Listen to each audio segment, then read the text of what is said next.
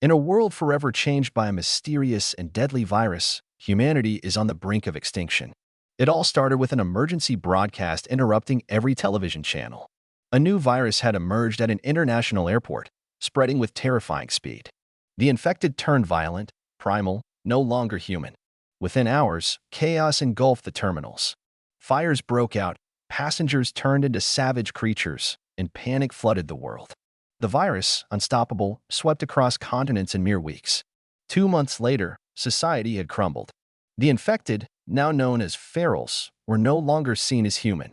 They were monsters, grotesque echoes of their former selves, vicious, unpredictable, and fast. Despite the government's attempt to contain the outbreak through military-enforced quarantines, protests erupted. Some citizens still believed ferals were sentient, deserving rights. The resulting civil conflict made containment efforts nearly impossible. Among the chaos, we meet Abigail and her younger brother, children caught in the eye of the storm. Their father, a commercial pilot, is often away helping with evacuations. One day, as the sky turns an ominous gray, a strange sound comes from upstairs. Fearing the worst, their mother quickly ushers the children outside. But as they reach the car, a feral lunges from the shadows, tearing into their mother. Abigail hides under the car, her breath shallow as she watches in horror. Her brother cries for help, only to be mauled by their now transformed mother. A police siren wails in the distance, scaring the ferals away. Just as Abigail thinks it's over, her brother starts to speak again. But it's too late. He's infected. Their mother finishes what the virus began. Abigail, frozen in terror, is nearly spotted by the creature.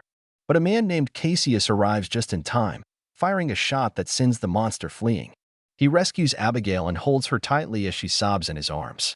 When her brother begins to turn, Cassius asks her to close her eyes. A final shot echoes.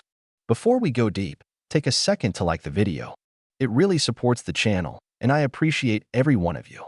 Let's dive back in. 10 years later, the world is unrecognizable. Cities lie in ruins, overtaken by vegetation. Humanity has scattered, with only small pockets surviving in remote areas. Abigail, now a teenager, has grown into a survivor under Cassius's strict guidance. Together, they live off the land, always alert, always moving. On a hunting trip, Abigail takes down a deer with a clean shot. Cassius compliments her aim but criticizes her impatience. That night, they set up camp and lay tripwires around the perimeter. In the middle of the night, the wires catch movement. Cassius investigates, finding a piece of cloth and a shadow moving in the distance. A scout from the horde. They move on quickly. Days pass. The routine remains the same: ride, rest, train, survive. Then, one afternoon, they spot a car and witness a man fighting off a feral. Abigail tries to help but fires too soon, accidentally wounding the man. Another feral approaches from the vehicle and Cassius kills it. After searching for supplies, Abigail turns on the car's radio. A voice tries to contact the driver. She wants to respond, but Cassius urges her to ignore it. Then, other vehicles arrive. A group of survivors surrounds them, mistaking them for bandits. Tension flares. Guns are raised. A pregnant woman named Megan steps out to defuse the situation. But before they can speak further, the horses whinny in alarm. A horde is coming. Gunfire erupts. Ferals storm the clearing. Chaos ensues. Survivors are ripped apart, unable to defend themselves. One woman drops a lit Molotov, igniting a vehicle and knocking Cassius back. A man, bitten, tries to shoot himself but fails. The group's leader is torn apart by a hulking feral. Abigail helps Megan and David into a car. Cassius fends off more ferals before joining them. A creature clings to the roof, but Cassius brakes hard, throwing it off. They escape, but ammunition is low. Megan reveals they were heading to a riverside colony.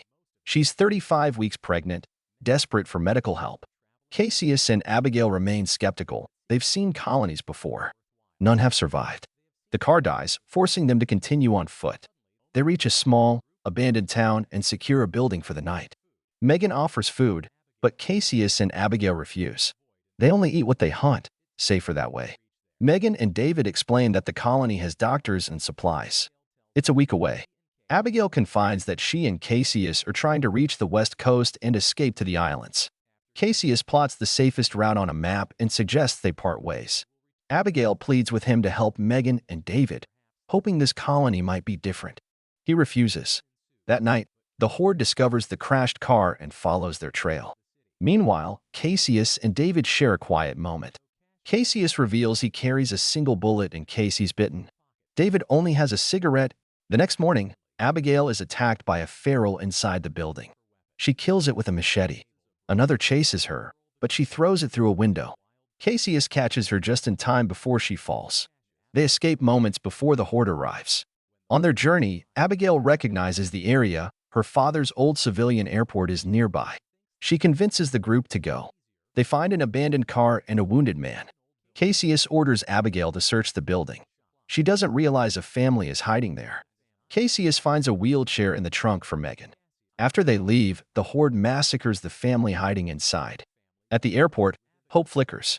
Abigail finds her father's hangar. Incredibly, a plane is still there. David, with mechanical knowledge, begins repairs. Abigail finds an old photo of herself and her father and hangs it back up. Suddenly, the Horde arrives. Cassius buys time, gunning them down. David manually spins the propeller. Abigail struggles with controls but eventually gets the plane airborne. A feral clings to the side, but Cassius shoots it off. They escape, briefly. The plane sputters and crashes into trees. Luckily, everyone survives. They find a nearby train station and rest. Cassius confides in Megan, revealing he lost his family to the virus and then lost himself. David privately checks his ankle. The bite has worsened. They resume their journey. The heat is merciless. Cassius notices David's limp and bloodied leg. Confronted, David admits the truth. Cassius tells him he has until nightfall to tell the others. They find a house with electricity. A man named Norton invites them in after disarming them. He's polite, generous with food, and claims to be an engineer. But something feels off. He avoids questions about his wife. Cassius notices a strange knife. That night, everyone drinks and begins to relax. Norton goes on a rant about how the virus is evolution, that humanity deserved extinction. David collapses. The drink was drugged. The group awakens tied up in Norton's basement.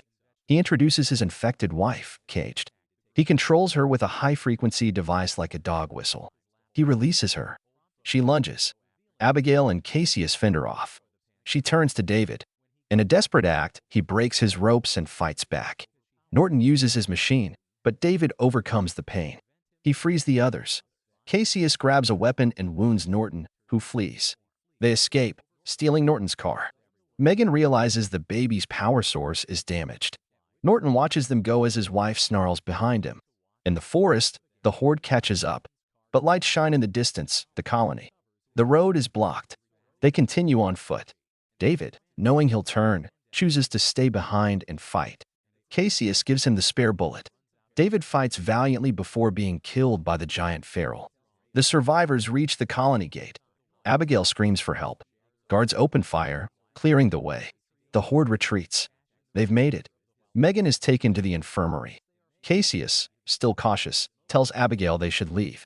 But she refuses. She's tired of running. The midwife says the baby, a girl named Hope, is healthy, but Megan won't survive. She makes Cassius promise to care for her child. Later, Norton finds the colony. He controls the Horde again and begins the final assault. A wild creature sneaks in and kills the guards. Chaos erupts. Abigail rallies the teenagers. Roderick, a friend, leads survivors through a tunnel to a hidden dam while the others defend the colony. The colony leader tries to flee and is immediately killed. Cassius and Abigail reunite, fighting side by side. Norton appears and confronts Cassius, ranting about purging the weak. Cassius fights back and smashes the control device. Ferals turn on Norton. As the group nears the tunnel, a giant wolf attacks. Abigail realizes it's her father, now a feral. The bracelet he gave her confirms it. She hesitates. Cassius pulls her away. Roderick detonates the explosives. The colony is destroyed, taking the Horde with it. One final feral appears in the dam. Cassius fights it. Abigail, this time patient, waits and shoots with perfect aim. As they look at the ruined colony, Abigail promises to rebuild. Cassius reveals he took Norton's notebook, a blueprint for hope. They will survive. They will rebuild. And hope, the baby, is the beginning of a new world. If you enjoyed this story, don't forget to like, share, and subscribe for more movie recaps.